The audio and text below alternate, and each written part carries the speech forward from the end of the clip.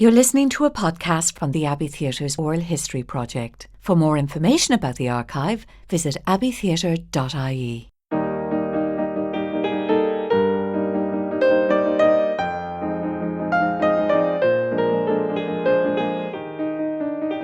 In this podcast, we hear playwright Bernard Farrell and actors Niall Buggy, Stephen Ray, Des Cave and Kathleen Barrington recalling well-known Dublin actor Harry Brogan. Now, Harry Brogan would never walk off the stage without inviting a round of applause. Well, he had all kinds of tricks. His last line, he would nearly say it out to the audience, and I'm leaving now and you won't see me again until the spring, might be his line. And he would say, and I'm leaving now and you won't see me again until the spring. And he would walk off and go, oh, brilliant. Harry Brogan told me what to do to get a round of applause when you leave the stage, which he was a master at. Harry wasn't he was an Abbey actor, but he didn't come from the old Abbey theatre, really.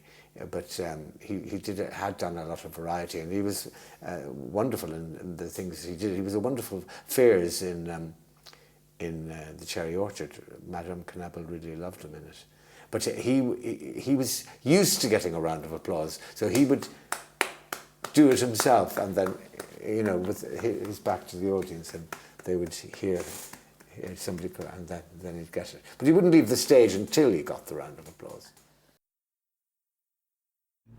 And Harry Brogan, when he was playing Seamus Shields, because he had white hair, Harry Brogan came in with a bag full of black powder. Oh yeah. And he put it in his hair to make himself have dark hair, so he looked younger. And I said, what powder is that? He says, it's soot out of the chimney. And he says, I told McNally it was Leutner 42.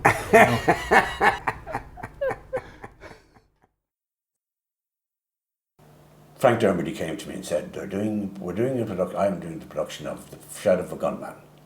You're playing Tommy Owens. Then he out of the blue said, and by the way, Harry Brogan says he'd like to see you. And Harry was, like, to me, was one of the. He was the top player in the company, comedy player in the company at the time, and tragedian as well, because he had worked with the Val Vowsen company, and he was, in his own right, he was a famous actor before he joined the Abbey. And as far as I remember at the time, he was paid £2 more than everybody else, because Blythe said he had given up a lucrative freelance career to join the Abbey. And he brought me up to one of the bars in the Queen's Theatre, and brought me through every single word of Tommy Owens. Gestures, look left, look right, stand there, do that, boom, and all of that. And then he said, and when you're going out, you do but dum, and if you don't get a laugh there, they're dead. In the review, they said I was like a puppet on strings. I was all over the place. He was a comic genius. I remember him in a John McCann play, playing a scoutmaster, and he was bathing his feet. And initially, the bathing of the feet took about 30 seconds. It gradually, as the show went on, it got longer and longer, and the audience absolutely drank it up. He was just beautiful, a wonderful actor. He was wonderful, Harry, but he was playing Seamus, of course, in Shadow of a Gunman, and quite rightly loved an audience and all of that. But and they loved him. I mean, they really loved him. But he didn't always, I have to say, do the text as written. Not particularly always, Well, you know no, but there was a famous occasion when I was in. I think I played the second Black and Tan a bit, and Eddie Golden was played the main Black and Tan. But Harry left out a huge chunk of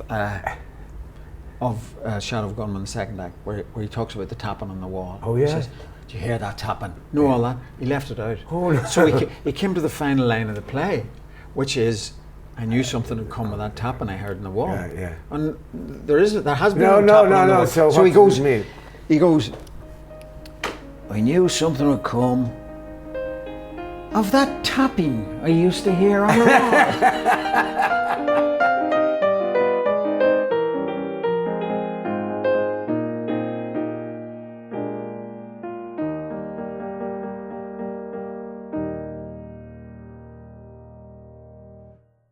Thank you for listening to this podcast from the Abbey Theatre's Oral History Project.